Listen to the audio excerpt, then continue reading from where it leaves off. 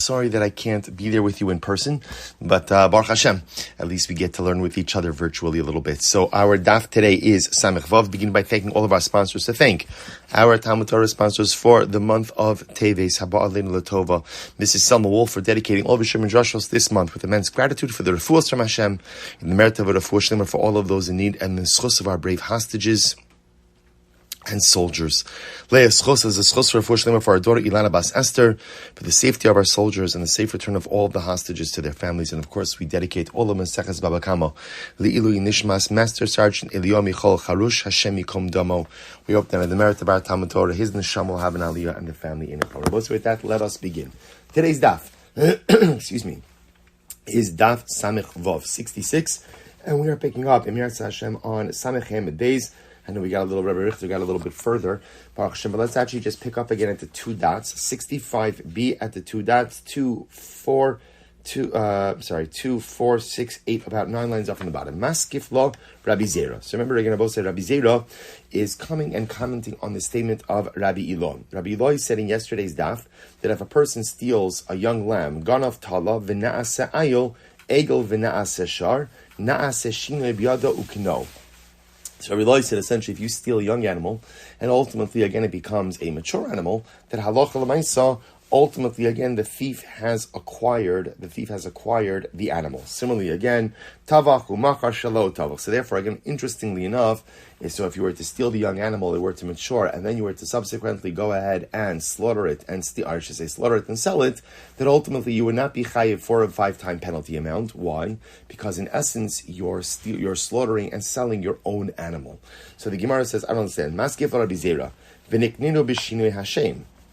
But the truth is, one should be able to go ahead and, one should be able to go ahead and acquire the animal through a change in identity. So there's this concept that when you steal something, if let's say you steal it, it has one identity, and then the identity evolves, the thief should be able to acquire the animal by dint of a change of identity, Shinui Hashem. So Rashi says over here, Rashi says, Nikninu b'shinui Hashem, Nehi, t'shevach t'gufelo havishinui, t'memela kashavach va'azal, miyo b'shma v'adei. So here's what's interesting.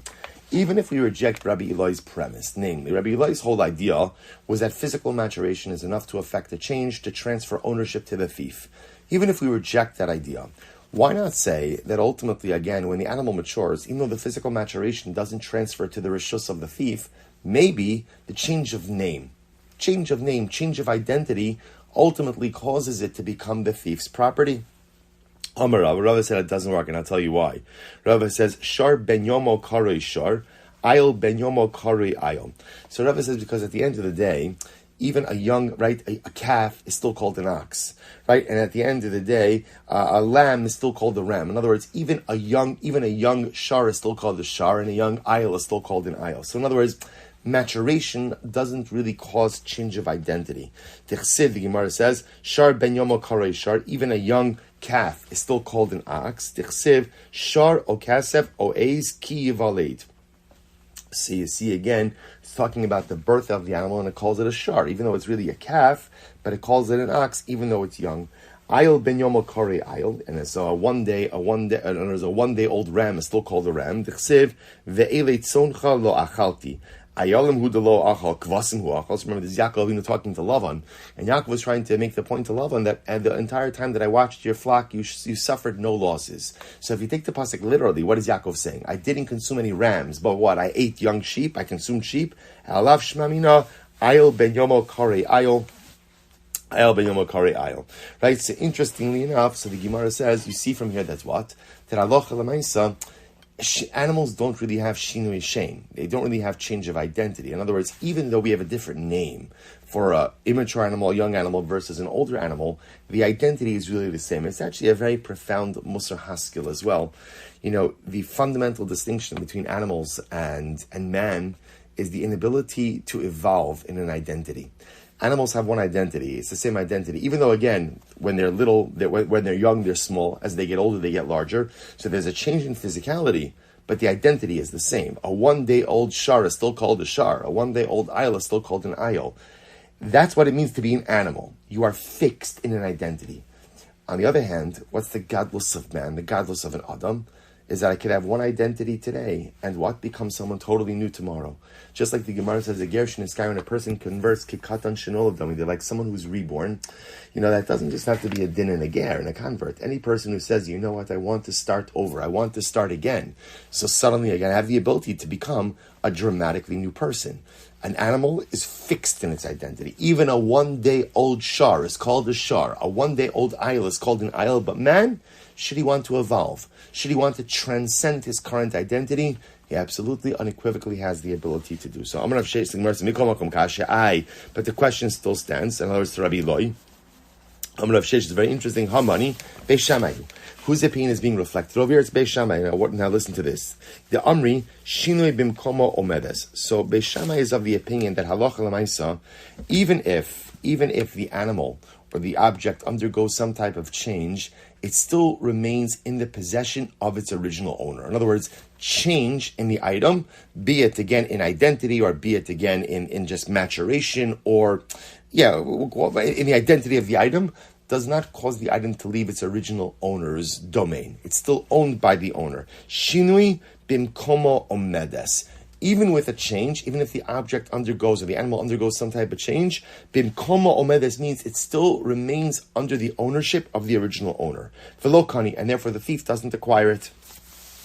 So let's analyze this. So the Gemara says, Disanya, listen to this. Nasan la be'esnana, chitin va'asa'an soles, zeisin va'asa'an shemen, anavim va'asa'an yaim. So here's the case. A man goes to a harlot. Okay, not good. Man goes to a harlot, and what does he do? He pays her for her services, and either he gives her wheat, and she goes and takes the wheat, and she makes it into flour. Or he goes ahead and he gives her olives, and she makes it into oil. Or he goes in and gives her grapes, and she makes it into wine. So in other words, the man has given the harlot one type of item for payment, and now the harlot has transformed that item into something different. So what's the halacha? Tani chada aser, tani chada mater. Now, let's analyze this.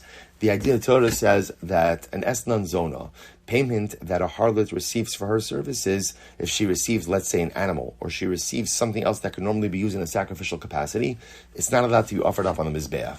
Again, logical, right? Because since the zona ultimately received this for an immoral act, it would be inappropriate to offer it up on the Mizbeach. So what's interesting about this over here in this case is as follows. She's receiving an object for payment, but at the end of the day, then she's transforming the object into something else, right? So the wheat is becoming flour, the olives are becoming oil, the grapes are becoming wine. So the shaila is, does the item in its new form still have the status of harlot payment or not, esnan zona or not? So the Gemara says, Tani chada aser, Tani chada muter. It's machlokes. One opinion says, so two different prices. One opinion says that it's muter, one opinion says that it's aser. Vam Rav Yosef. Tani Gurion de me'aspurak Beishamai osrim Beisil maternis. Machlokes Beishamai Silo. Beishamai are the ones that say that it's aser. So Beishamai say even though the zona took the payment and transformed it into something different, it's still called payment for a zona, and therefore it's aser. Beis Hillel says no. Once it changes form, ultimately again it is going to be mutter. My time to Beis Shammai. What's Beis Shammai's logic? Chsiv gam l'rabos shinuyehim, because the pasuk says lo savi esnan zona mechir kela beis Hashem. Do not bring the payment for a harlot or mechir kela, something exchanged or sold for a dog, to offer it up in the house of HaKadosh Baruch Hu l'chol neder kisavas Hashem elokecha gam shnehem, because these things are considered to be an abomination. Now the word gam also means also. So obviously the word gam is coming to include something additional. According to Beis Shammai, what's being included over here? Not only the actual item given for payment, but even if that item is exchanged for something else, you're not allowed to use that for carbonic, for sacrificial purposes as well. Beis Hillel, heim v'lo shinuyehim. Ultimately, again, Beis Hillel says no. Haim, the pasuk haim teaches, or the word haim teaches us, it's only actual payment to the zona that can't be used for a carbon. But if she subsequently transforms it into something else, it is permitted to utilize that as a carbon. Incredible. Ubei Shammai, top of 66, Samech Vav. Ubei Shammai haim v'lo v'lado seim. Hu da'asa. Beis Shammai uses the word haim. He says haim means that it's only the actual item given to the zona. Let's say Reuven goes to a zona, he gives her a sheep as payment. Now that sheep has offspring. it's only the actual sheep that is prohibited, but the offspring will be permitted for sacrificial use. So Beis Hillel, Tarti Shabbos Minei, Beis Hillel learns two things out of Haim. Number one, Haim v'lo shinoyehem. Number one, it teaches us that only the actual item given for payment cannot be used for sacrificial purposes. And number two, Haim v'lo vladosehem. It also teaches me that it's only, again, the item itself and not its offspring. Ayu Beis Hillel haksiv gam. So what does Beis Hillel do with the word gam? What does he do with that? Gam leBeis Hillel kasha. The Gemara says, you're right. According to Beis Hillel, we're not sure what to do with gam. That's a kasha. So the Gemara says, ad kan lo pligi ela demar savar shinui kona umar savar in shinui kona. So we'll say, so what's their machlokes? Their fundamental machlokes ultimately, again, now the Gemara is going back. The Ad Kan Lo Pligi is Rabbi Eloi and Rabbi Chanina. So first of all, I just want to mention the way the Rambam paskins in this case by Eslan Zona is like Beis Hillel. Namely, so if a man, right, Reuven goes to a Zona, gives her a sheep, or let's go with the Gemara's case, gives her wheat, she makes that wheat into flour. That flour is permitted to be offered up on the Mizbeach, because the only thing prohibited to offer up on the Mizbeach is the item actually given for payment for immoral services rendered. But if halacha l'maisa, that item given from him is transformed into something else, then ultimately, again, the new item is not considered to be, attached, so to speak, to the zona, and therefore it's permitted for use. Okay, so the Gemara says, Ad kan lo pligi ela. So now the Gemara goes back to yesterday's daf, we learned before. The machlokes Rabbi Eloi and Rabbi Chanina, Ad kan lo pligi ela, demar savar shinui kona, umar savar ein shinui kona. So we'll say, what's their fundamental machlokes? Their fundamental machlokes is when a change in the stolen object occurs, when the object is in the domain of the thief, is the thief considered to be the owner or not? That's the fundamental machlokes. So the Gemara says, the machlokes is one opinion holds, shinui kona, that also Rabbi Eloi holds that when the item undergoes a change, when it's in the domain of the thief becomes the owner. And Rabbi Chanina holds, no, not kona, aval le'inyan shalumi, but again, when it comes to repayment, kuli alma kidimei ikara mishalim. But again, I will say, when it comes ultimately again to repayment, everyone agrees that what? Everyone agrees that halacha l'maisa, we go ahead and repayment is based on the value of the item at the time it was stolen. Diktani, because we learned, mishalim tashlumi kefel, v'tashlumi arba v'chamisha, ke'ein shaganav. Because again, it explicitly says, that it says in the Mishnah, that what? That Allah, or in the Rise, that halacha l'maisa, you pay back the kefel, the double payment, or the arba v'chamisha, the 4 and 5 time payments, in accordance with the value of the item at the time it was stolen. So it says the Gemara lema to have it to the Rav. So this should be a refutation of the position of Rav. What does Rav say? The Amar Rav Keren she'ein sheganav mishalim teshlumei kefal v'teshlumei daled v'hei kishas hamad bedim. So Rav has an interesting position. Rav's position is, if you're just paying back principal, so the value of principal is established at the time the item is stolen. If, however, you are paying one of the knas, one of the penalty payments, kefal, or 4 and 5 times arba v'chamisha, so those valuations are made at the time of adjudication. That's what Rav says. So what we just mentioned before just sounded like part of the Gemara was suggesting that the machlokes Rabbi Eloi and Rabbi Chanina is if the item undergoes a change when in the domain of a thief, does the thief become the new owner? But everyone seems to agree that we assess the value of the item at the time that it was stolen. And now Rav comes along and says, it depends. For Keren, for principal, it's at the time that it's stolen. But for Kefal and for Arba v'Chamisha, it's at the time of adjudication. Amar Rava says it depends. It's actually quite fascinating. Tiloim kidmei ikara, domim kishal achshav. It's actually quite fascinating. So Rava wants to suggest as follows. Everything depends on how you're repaying. If you're repaying in kind, in other words, if you stole a sheep and you're repaying a sheep, so then the valuation is based on the time that you stole it. But if halacha l'maisa you stole a sheep and you're paying back with money, then valuation is based on the time of adjudication. Right, the value at the time of adjudication. Look at Rashi. It's actually really quite interesting. Rashi says, "Taloim kidmei ikara, kilomar bol shalim taloim kidmei ikara sagi detala gana v'gana v'tala m'shalim." So the logic is like this: if you stole a sheep and you're replacing a sheep, so then it makes sense that it should be a quid pro quo, so to speak, like an even exchange. So you stole the sheep. So now again, I'm giving you back a sheep of the same value of the actual item that I stole. So I'm literally making you whole. On the other hand, if you're paying back money, so one could make the argument that maybe the obligation is replacement value. So replacement value is not going to be established, and we'll talk more about this. It's not going to be established by evaluating the animal from the time it was stolen, but rather, again, that would be established ultimately from Hamada Badin, from the time of adjudication. It's interesting distinction. Amar Rabba says, Shinui Kona. So now we're going back. So Rabbi comes along and says, Rabbi wants to suggest that indeed, if a person stole, right, Reuven stole an object from Shimon, and now while the object is in Reuven's domain, it undergoes some type of change. So now comes along Rabba, and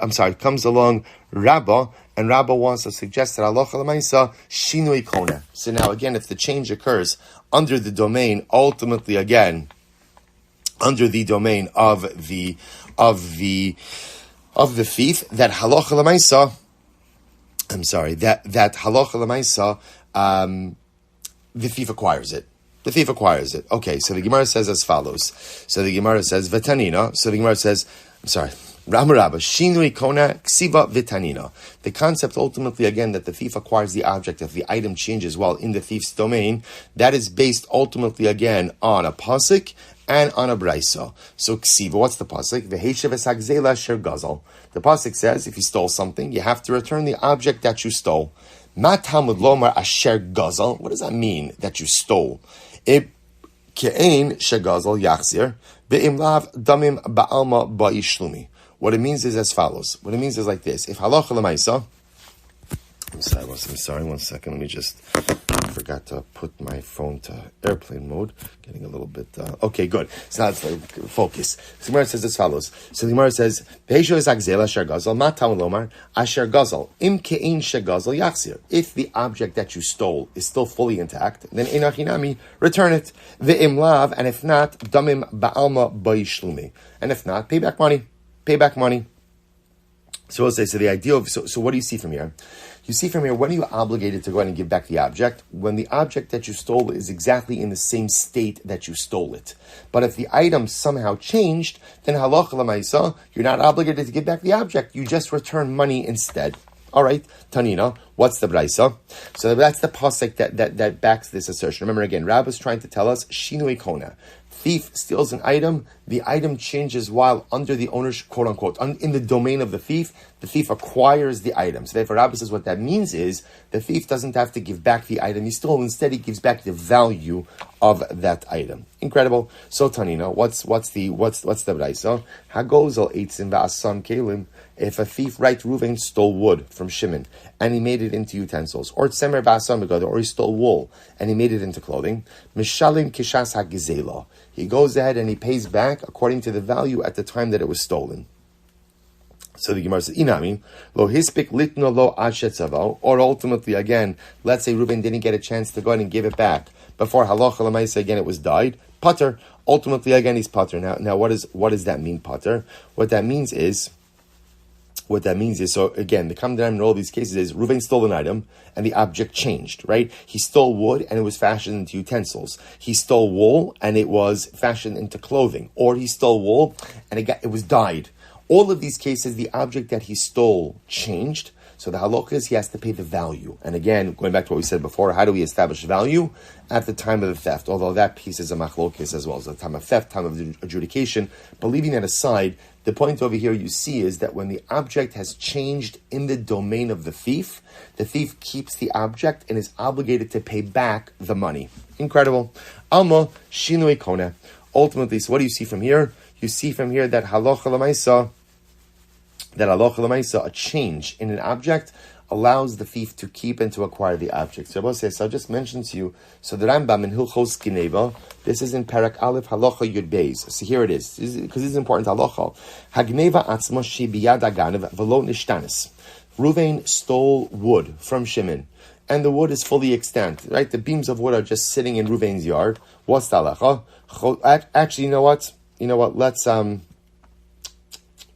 Let's wait. Actually, I just realized, because let's do the next sugya of Yeush first, and then I'll give it. Sorry, I didn't mean to tease you there. And then we'll come back to the halacha. So let's go right there. Says the Gemara. Yeush. What about ultimately? Rashi says over so here's the interesting question. Reuven steals from Shimon, and Shimon has Yeosh. Now we'll talk a lot more about Yeosh, but Yeosh essentially means that Shimon gives up hope of retrieving the item. So what happens in that case? Now understand what we're asking. Obviously, if Reuven stole from Shimon, even if Shimon had Yeosh, Reuven still has to pay him back because he stole from him. The question is, does Reuven have to pay back the object, or does Reuven just have to pay back the value of the object? Because remember, both sides, that's what we're focusing on over here. Remember, Rabba's whole discussion was that halacha l'maisa, if Reuven steals an object from Shimon, does Reuven have to give back the object, or could Reuven just give the value? So Rabba said it depends. What does it depend on? Did the object change, or did it remain the same? If the object remained the same, in other words, it's the same object from the time that he stole it and it is right now, you have to give back the object. If the object changed, then again, Rabba holds shinui kona, the thief effectively acquires the object is his, and he has to pay back money. Now again, side machlokes, how do we evaluate money? Is at the time of the theft or the time of the adjudication? So we'll leave that on the side. Now the Gemara is asking a follow-up question on that. Reuven stole wood from Shimon. But let's say now the wood is still extant. The beams are sitting in Reuven's yard. Shimon had Yeosh. He gave up. He despaired of being able of recapturing, of reclaiming that wood. So now, what's the shaila? Does Reuven have to give back the wood, or could Reuven just give back the value of the wood? That's the shaila. So the Gemara says, Rabbanan, denikni mihu. I'm sorry. Good. Yeosh, Amri Rabbanan, denikni. So the Gemara says, so if there's Yeosh, the Rabbanan hold that the thief has acquired the item, and therefore the thief only has to make monetary restitution, does not have to return the object itself. Mihu, however, what's the issue? Lo yadinan id oraisa id Rabbanan. We don't know if this halacha is midaraisa or this halacha is midrabanan. Okay, so let's analyze this. So the Gemara says, ida oraisa. So maybe on one hand it's oraisa, midi dahavi amotzi aveda. Because maybe it's like a person who finds a lost object. What happens when a person finds a lost object? So he says, motzi aveda, lav kevan demiyayish, right? Demiyayish, mara mikameda tis liyade, kakanile. So we'll listen to this. So when it comes to an Aveda, since when a person, right, let's say again, we'll say a different kind of case. Shimon lost an object and he had Yeosh. Reuven finds the object. Reuven is permitted to keep it, right? Because ultimately, again, Yeosh occurred prior to it coming to his hands. However, Hai Nami, Kevin Demiyayish Mara, Kanile, Alma Kani. So we could say kind of like maybe a stolen object is like a lost object. Meaning what? Just like by a lost object, if the owner has Yeosh, despairs of ever finding it, of ever retrieving it, someone else finds it, that person gets to keep it. So I should say the same thing by theft. Reuven steals something from Shimon. Shimon gives up hope of retrieving it. Reuven should be able to keep the object. Again, to be clear, he could keep the object. He has to pay back money, but he could keep the object. The Gemara says, lo dami la aveda. On the other hand, that's not a good comparison. Why? In the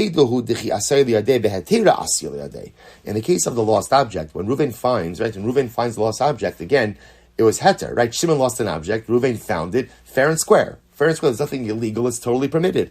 Aval hai, kevan de isura asoy liadeh. But in this case over here, theft, Reuven stole from Shimon. So the Gemara says, this is fascinating. So let's listen to this. Maybe the halacha is like this.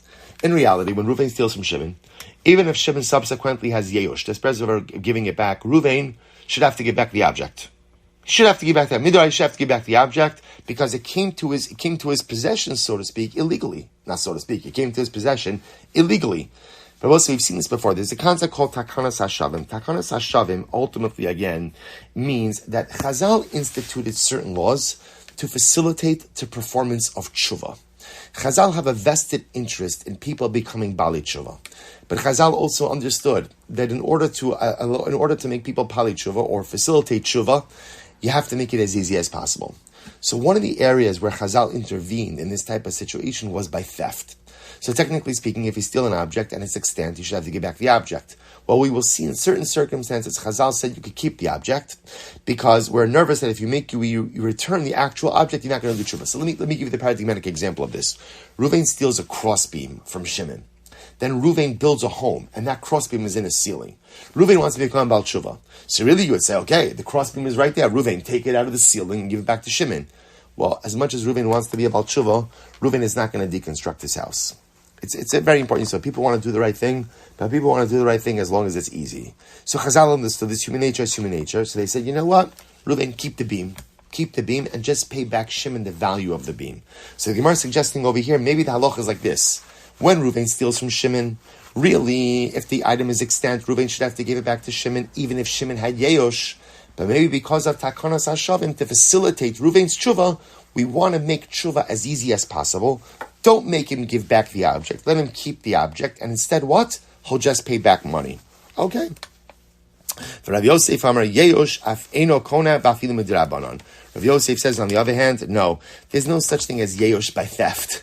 Right? By Yeosh by theft, again, it doesn't make a difference. The thief does not acquire anything when through the Yeosh, since the object ultimately again came to his possession illegally. So therefore, I will say, we are left really here with two fundamental issues. Number one is, does a thief acquire ultimately the object that he stole when the object undergoes some level of shinui? Meaning, would he be able to keep the object and just be able to give back money? Or if the object exists in some way, shape, or form, is he automatically obligated to give it back? That's question number one. Question number two is, does the owner's yeosh somehow allow the thief to keep the object as well and be able to pay back with money instead of the object? So, okay, so now we come to the Rambam. So the Rambam writes as follows. He says, again, Parak Aleph Halacha Yud Beis. He writes, Hagneva atzma biyad haganav v'lo nishtanis. Right? So Reuven stole a beam of wood from Shimon, and the beam of wood is still there. It has not changed at all. So what's the halacha? Chozeres leba'aleha bein lifnei yeyosh bein la'achar yeyosh. So we'll leave that shevach piece alone. But halacha l'maisa, we hold that yeyosh doesn't make a difference. Right? Yeyosh does not make a difference. And therefore, halacha l'maisa, if the stolen object is extant and it is there, it has not changed, the thief is obligated to give that object back to the owner. And halacha l'maisa, he can't say, I want to keep the object, give you the money. He has to give the object. However, what happens if, let's say, again, Reuven took the piece of wood and he changed it, he made it into a bowl, into something else. So kina'ah, so we paskin like Rabba, that ultimately, again, shinui kona, that when the object undergoes a change in the possession of the thief becomes the owner of the object. And he writes, ve'eno mashalim ela damim, and therefore he pays back money. So Rabbi say, essentially, Yeosh makes no difference in this case. In other words, whether the owner had Yeosh or doesn't have Yeosh doesn't impact this, because this is a whole illegal case of theft. So therefore, the owner's Yeosh doesn't impact it. What does impact is the object in its original form, exactly the way it was stolen. If that's the case, if it exists, the thief has to give it back. But ultimately, again, if the object has changed in any way, the thief effectively acquires the object and is obligated to make financial restitution. Incredible. All right, let's go back there. Eisir as Yosef Rabba. So we'll say, so that is the position of Rabba, right? So Rabba is the one who says Shinui Kona, that ultimately, again, a change in the object makes the object the possession of the thief. Ultimately, essentially, it's fascinating, removing it from the domain, ultimately, again, of the owner. I must say, I just again, think about the Musa Haskell on this. What we're saying is like this, right? Shimon owned a piece of wood, right? He had a piece of wood. Now, Reuven steals the piece of wood, and Reuven makes it into a utensil, right? It's a kli. So now, that change, that shinui, now essentially says is that it's no longer Shimon's wood. It's now Reuven's, but Reuven's a thief. I understand, but that's what change does. Change makes the object, shinui makes the object into something different. So I will say, just understand the profundity of this. If change in an inanimate object, like a piece of wood, allows it to fundamentally transfer ownership from Shimon to Reuven, it's now panim chadoshos ba'alakan, then imagine what change could do for us, right? If change has the ability to alter the identity of an inanimate object, then halacha l'maisa certainly change could fundamentally transform us. It's interesting, right? You have like these two opposites. We said before, right, that animals kind of have one identity, and that's it. That's their whole identity. They might get bigger, smaller, or bit smaller to bigger, but the identity never changes. Yet we see over here that inanimate object, ultimately again, inanimate object has this ability. If it's altered, it has the ability to change identity. So it's interesting because if you think about man, right? Man is made up of both animalistic pieces and inanimate pieces. So Adam comes from Adama, earth, dirt, inanimate. On the other hand, we have senses, urges, wants, desires, animalistic. And then we have an neshama, which powers us through everything. So the shaila is in life, how do you want to identify? Do you want to be an animal? Do you want to be an animal? And just understand whatever identity you carve out, that's it. That's who you are for all eternity. Or ultimately, it's interesting, do you want to identify maybe a little bit more with your Adama piece? Because interesting part of inanimate objects is that halacha l'maisa, if you change them, if you change their identity, then they become something dramatically different. So if I align almost like my neshama, away a little bit from my animalistic side, a little bit more with my Adama side, I have the ability to fundamentally transform myself. Just something to think about. And no, isn't this the tension that I'm always living? Can I change? Can't I change? Can I transcend? Can't I transcend? Am I just stuck in who I am? Or can I become something different? So it's fascinating. You just see in halacha, there are these two fundamentally different models. Okay, let's go weiter. So if Yosef is a kasha to Rabba, Gazel Chametz, this is a great case. Gazel Chametz, Vavar Lava Pesach. So watch this. I steal Chametz from Ruvain. Now, I steal Chametz from Ruvain, on Rosh Chodesh Nisan. Okay, then what happens? Pesach goes by, and I have a change of heart. I want to be a Baal Tshuva. So I decide that what? I give the Chametz back to Ruvain. I'll say, Amud Beis, Omer Lo, this is great. So I go over to Ruvain and say, Ruvain, Hineni Baal Tshuva, here's your Chametz.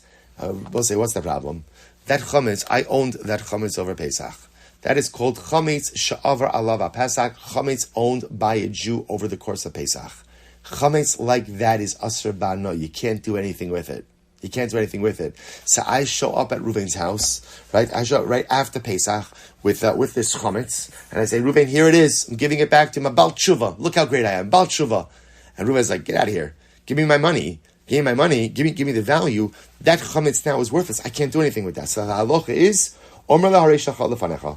I have the ability, ultimately, again, to leave the chametz with Ruvain and satisfy my obligation. I'm both saying that this is interesting. Now, why is that? Because what's happening in this case over here is, I stole the chametz, and I'm giving him back the same exact chametz. But this chametz that I'm giving him back is now chametz owned by a Jew over Pesach, and it's not usable for anything. But as Rashi points out already, that's called hezek she'eino niker, unrecognizable damage. And what's the halacha by unrecognizable damage? You're not chayiv. You're not chayiv. So therefore, again, halacha l'maisa, I can literally repay my debt to Ruvain by giving him the chametz, saying Shalom Yisrael. Incredible. The high kevan demate idon isura vaday miyayish. But 1 second. In this case over here, right? Ruvain, who was the victim, when Pesach came and he realized he didn't have his chametz, certainly he had yeosh. Certainly he had yemush. Now watch this. The Gemara says, now ultimately, again, if you hold that once the owner has yeosh, the thief acquires the object. So amai omer laharei shachal lefanecha. So ultimately, again, if that's the case, then it turns out it was my chametz, not Ruvain's chametz. In which case, again, it's mine, and I'd be chayiv to pay back Ruvain money. Amai omer laharei shachal lefanecha. So the Gemara says, demei ma'al yabai shlumile. I should have to pay back Ruvain actual money, right? Because again, if you hold that Yehush's Kona, that means Ruvain before Pesach, Bepashtos, gave up hope of retrieving it. It's like chametz, whatever, it's going to be done. Silber could have it, or whoever the thief is could have it. So now really, the chametz that I had over Pesach was my chametz, in which case I should be obligated to pay back Ruvain money. So Amar Lei, so the Gemara says, said to him, Ki ka'amina ana zemis ya'ish v'zeh rotza liknos. So remember again, I will say, even if you go at the idea that Yeosh works, right? That when the owner has Yeosh, the thief acquires it. That's only when the owner had Yeosh and the thief wants to acquire it. But in this case over here, but in this case over here, the thief of me, I'm the thief, right? Reuven had Yeosh, that's great. I don't want to acquire that chametz or Pesach. This is incredible. I stole the chametz from Reuven. But yet again, the assumption is I do not want to own Reuven's chametz. In other words, I'm keeping Reuven's chametz in my home over Pesach. You know why? Because I'm still assuming it's Reuven's chametz. I don't want to own his chametz. So therefore, again, halacha l'maisa, in that case, Ruvain's yeyush will not transfer ownership to me. I both say, this is wild. Think about this just a moment. I'm a thief. Yet even as a thief, I don't want to own chametz over Pesach. You'll say, hypocrite. I say, it's not hypocrite. It's all of us. It's living with inconsistencies. You could be a thief, but still not want to own chametz over Pesach. Just like I could wear tefillin and still speak lashon hara. Just like I could keep Shabbos and be dishonest in business. I'm not saying these things are permitted. I'm talking about the inconsistencies that all of us live with. We all have inconsistencies. And that's the beauty of the human condition. The Ribbon Shalom accepts our inconsistencies as long as we acknowledge them. Where does HaKadosh Baruch Hu kind of lose a little bit of patience, so to speak? When I'm inconsistent, but I pretend I'm consistent. So that's already dishonest. So dishonesty, that HaKadosh Baruch Hu has very little tolerance for. But to be able to own it, say, you know what, I am a work in progress. And as a work in progress, I am a thief, but I don't want to have chametz over Pesach. I'm makbid on chametz, I'm not makbid on theft. Inconsistent? Yes, I acknowledge it, I own it. Such is the nature of the human condition. Incredible. So Abai is the kasha to Rabbo, karbano, v'lo hagazol. So both say, so the pasuk says, remember the pasuk says, ola karbano min habakar. So the pasuk is talking about carbon ola. And if you're going to bring a carbon, you have to bring a carbon ultimately to the Mishkan, to the Beis HaMikdash. So the Gemara says as follows. But we learn out karbano means it has to be yours, as opposed to v'lo hagazol. You can't steal an animal from someone and offer that up as a carbon. Okay, someone says, "Hey, chidami, what's the case? Ilema lifnei yeyosh. If I stole an animal from Ruvain and Ruvain didn't have yeyosh, lama likra. That's obvious that I can't offer it up. Pshita. So we'll say, obviously, I can't offer up someone else's animal as a carbon. So if I stole from Ruvain didn't have yeyosh, it's Ruvain's animal. If it's Ruvain's animal, I don't have any right to offer it up. So the Gemara says, so pshita. So the Gemara says pshita. Elalav la'achar yeyosh. Rather, it must be. It's after yeyosh. It's after yeyosh. So what do you see from here? Even I stole from Ruvain, and even though Ruvain had yeyosh, halacha l'maisa again, the animal is still Ruvain's. What do you see from here? Shmamina yeyosh lo kani. You see from here that yeyosh does not go ahead and acquire. So we'll say ultimately again, remember this is Abai posing a kasha to Rabba. Or to Rava, really to Rava. So you see from here, Yeyosh is not Kona. I will say a little bit anticlimactic already because I already read you the Rambam, but again, we'll go through the steps. Amarle Rava. So Rava said, well, what about according to your logic? Well, listen to this. Mishkavo velo hagazol. So we'll say the Torah is talking about over here by a zav. V'ish asher yiga b'mishkavo yichabes begadav v'rachatz b'mayim v'tamei adarav. So let's listen to this. If Rashi says over here b'mishkavo, so Rashi says, Isha sheyigo mishkavo, gzeres hakasav lahotzi es hamishkav hagazol sheinoras. Listen to this. If a zav sits on a cushion, right, and someone else goes ahead and touches that cushion, they become tamei. But what do we learn from here? Mishkavo v'lo hagazol. It's only if the zav sat on his cushion. What if the zav stole a cushion from someone and then sat on that? So you can't convey tuma to something that is not yours. Okay. So the Gemara says, hey chidami, what's the case? Ilema de gazel amra va'avdei mishkav. Say if the zav stole wool and made a cushion out of it, so mi'ika lamanda amar shinui ma'isa lo kani. So I'll say, so remember again, we just saw that when you change an item, the thief acquires it, right? So halacha l'maisa again. So obviously, in that kind of case, even though the thief stole the wool, once he changed the wool into a cushion, he owns the cushion and will have to pay back the value of the wool. If he owns the cushion, he should be able to convey tumah to it. What's the case? The gazel mishkav de chavre. We must be talking about a case where he stole his friend's cushion, and therefore the Torah is telling me that halacha l'maisa, if the zav steals his friend's cushion, he can't convey tuma to a cushion that doesn't belong to him. Hachinami the gazel carbon de chavre. So I'll say the Gemara suggests so it's actually very interesting. The case over here is nothing to do with yesh. The case over here also is where halacha l'maisa, Ruvain, I stole Ruvain's carbon. I stole Ruvain's carbon. So what happens if I steal Ruvain's carbon? So I'll say, see, that makes a lot of sense. You can't offer up someone's carbon. Why? Look at Rashi. Rashi says, the gazel carbon the chavre shehikdish chavero. So ultimately, Ruvain consecrated an animal as a karban, uli olam lifnei yeyosh, ve'etzrich lashmo'inon, de'ilu ola l'ratzon klav, afilu ba'al. Actually, if you look at the second version of Rashi, l'shnachmina, the gazel karban nechavre, hilchach afilu la'achrayesh lo kanye, the karban eno nigzal. So I will say, here's the interesting part. Once an animal is dedicated as a karban, you can't steal it. This is fascinating. Why? Because it doesn't belong to you anymore. Who does it belong to? It belongs to Beis HaMikdash. So we'll say, isn't that incredible? So if Reuven says, this sheep is for an olah, and I steal it, so we'll say, so there's no, obviously I have to make restitution, but Lamaisa, there's no din of ownership in that case, since the karban already belongs to the Beis HaMikdash. So therefore, ultimately, again, it's not a classic case of theft. Okay, so good. Now we'll say, just to review a little bit, remember, we already saw in the Rambam that the Rambam doesn't really make a distinction between before Yeyush or after Yeyush. According to the Rambam, when it comes to theft, really the only thing that matters is the item exactly in the same state in which it was stolen, in which case you have to return the object, or has there been a shinui, some change? If there's a change, then the changed object becomes the property of the thief, and the thief must go ahead and repay back in money. Okay, so just keep that in mind as we keep going through this. Again, I gave you the conclusion still while the process is unfolding, but I think it helps us navigate the sugya just a little bit better. All right, let's go back there. Eisve Abai Rav Yosef. So Abai is the kasha to Rav Yosef. Oros Shabal Abayis. So let's say again, Ruvain has hides, animal hides. Oros Shabal Abayis. So what's the halacha? Machshava mitamasan. Ultimately, literally thought. What does it mean, thought? When Ruvain says the hides are a finished product, so we know that by a kli, a utensil is only makabel tuma if it is a finished product. It's complete, right? An incomplete kli cannot be makabel tuma. But if it's a complete kli, excuse me, then Allah says makabel tuma. So when does an item become kli? When does an item become complete? When the owner decides it's complete. That's what it means. Oros Shabal Abayis, the hides that belong to a balabas, to Ruvain, regular guy Ruvain. Once he has kavana, that it's done, it's finished, it's mekabel tuma. Look at Rashi. Rashi says, Balabayis eno asay l'mochron, because a Balabayis Ruvain, he's not going to sell the hides, he's going to use them for his own stuff. Mitos, uduluv kaos, vekatablaos, he usually uses them for bed. These are all different types of beds or cots. And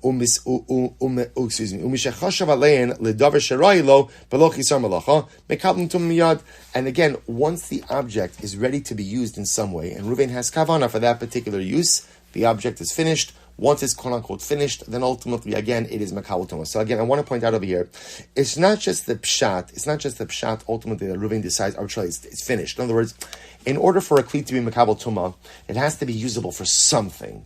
The idea just is, let's say this hide. So in a very unprocessed, processed form, it could be used for a bed. You process it more, it could be used for something else. So as soon as the owner decides, okay, I'm done, it's being used for this, then halacha l'maisa, again, it's finished, and now it's makabel tuma. Conversely, v'shal avdan, what about a tanner? Ein machshava mitamasan. A tanner is different. And we'll say, now why is a tanner different? Because halacha l'maisa, a tanner is going to sell the hides. Look at Rashi, v'shal avdan, ha'asui limkar, ein machshavto mitamaso, da'avid demamlich umazbin, v'alokeach yasam ehen minalim, v'adayin lo nigmara malachtan lakach. So here's the issue. If you're a tanner and you're selling hides, so what's your goal? Your goal is to sell it to the purchaser. What is the purchaser going to use it for? Whatever he wants. Whatever he wants. So therefore, even if the tanner decides, you know what, this is a finished product, it's usable for A, B, C, D, and E, it doesn't make a difference because the tanner is not the one determining its final usage. He may sell a hide to Ruvain, and Ruvain may decide to make a pair of shoes. Well, to make a pair of shoes requires a whole different avoda. So therefore, again, the tanner's intent doesn't make any difference in terms of Kabbalas Tuma. Shalganov. Oh, so watch this. What happens if a thief goes ahead and steals something, machshava mitamasan. Then ultimately, again, the thief's machshava causes the object to become a finished product. What does it look at Rashi? Rashi says, "Shal gana machshavto mitamasam dekananu b'yeyosh dekasaver stam geneva yeyosh bailini delo yod leman tavo." Says in Kabbalah, again, remember, gara is repetitious theft. So the assumption the Gemara is working on over here is as follows. when a person experiences gneva, someone stole from me secretly, I don't know, so I have no idea who to go after. Because I don't know who to go after, therefore, there's yeyosh. And because there's yeyosh, essentially, the ganav becomes the owner of the object. Now remember, the ganav is going to have to make restitution, he has to pay back the money, but he becomes the owner of the object. So we'll say, what do you see from here? Now Rashi's pointing out of here, what do you see from here? You see from here that halacha l'maisa, yeyosh allows the ganav to acquire the object. V'shal gazlan ein machshava mitamasan. But a gazlan, remember, what's a gazlan? Gazlan is like visible theft. So here, the owner is not miyayish. Why doesn't the owner have yeyosh? Because he knows who the thief is. Because he knows who the thief is, he knows who's to go after. Because of that, the thief doesn't acquire the object. Therefore, again, even if the thief decides, it's a finished product, it doesn't make a difference. It's not the thief who determines that. Rabbi Shimon says, chiluf hadvarim. Rabbi Shimon flips it. He flips it. He says as follows. Now Rashi points out to here before we get to Shimon. Rashi says, "V'shal gazlei masham etamasan ve'afapi shechishev alein ledavar she'ein bo chisar malacha kigon lekisei chavilo susim bradim." Okay, skip a little bit. He says, nevertheless, the stam gezeiros leka yeyosh. So both remember in the Tanakama's model. So a ganav, if a ganav steals something and he decides, it's a finished product, it's makabel toma. Why? Because stam geneva, the owner has yeyosh, given up hope of getting it back. Therefore, the thief, the ganav, acquires it, and therefore it's his mindset that determines when it's a finished product. A gazlan, because the owner knows who stole from him, he doesn't have yeyosh, he hasn't given up hope, therefore the gazlan doesn't acquire the object, and therefore the gazlan's mindset doesn't determine the final status or finished status of the object. Good. So that's good. So Rabbi Shimon flips it. He says, Shal Gazlan machshava mitamasan. He says, no, just the opposite. By a Gazlan, if a Gazlan has the object and he decides that the object is finished, it's makabel tuma. Shal Ganov, ultimately again, ein machshava mitamasan. But Ganov, ultimately again, his mindset doesn't determine it. Why? Lefi shalon nisyai bailim. Because the owners have not given up hope of recovering it. Now take a look at Rashi. Chiluf hadvarim. Rashi says, Stam gezela ika yeyosh, techevan de le'ene gazla mine inshi almahu, mine inshi almahu, alamahu. So let's listen to this. This is incredible. So Reb Shimon's logic is like this. Reb Shimon says, Gezel, what's Gezel? I go over to Reuven, and right in front of his face, I take the object. Now we'll say, when does a person do that? When they feel emboldened to be able to do that. When Reuven, the victim, sees this, he's like, you know what? If that guy is so much chutzpah to take it from me, there's no way I'm getting it back. A ganav, on the other hand, works repetitiously, sneakily, right? And therefore, again, I don't give up hope. In other words, we'll say, it's interesting, Rabbi Shimon just flips it. He holds that by gezel, because it's like a brazen act of theft, the owner gives up hope, has yeyosh of ultimately retrieving the object. Right? And therefore, again, the gazlan will acquire it, and therefore his mindset determines when the object is considered to be a finished product. The ganav, on the other hand, the owner does not give up hope of retrieving it, and therefore the ganav does not acquire it. And therefore, the ganav does not acquire it. So I just want to point out something interesting. Rabbi Shimon and the Tanakama, they're agreeing ultimately again on the same basic concept. In other words, what are they agreeing on? That's what the Gemara says, Shma mina yeyush kana. They both say what they're agreeing on is the basic premise, namely that what? That when a person steals an object and the owner has yeyosh, that the thief acquires the object. What are they disagreeing on? They're just disagreeing which type of theft an owner has yeyosh on, right? The Rabbanon will say an owner has yeyosh on gneva, but not on gezela, because he knows who the thief is. Rabbi Shimon says an owner has yeyosh by gezel, because it's so brazen, only a very strong person would do that, and he doesn't have yeyosh by gneva. So that's where the machlokis is. But according to both of them, ultimately, again, they are agreeing that yeyosh is kona. So we'll stop over here for today. We'll stop over here Again, I'm leaving off because this is like the natural point just to end off over here. So remember, we're leaving off.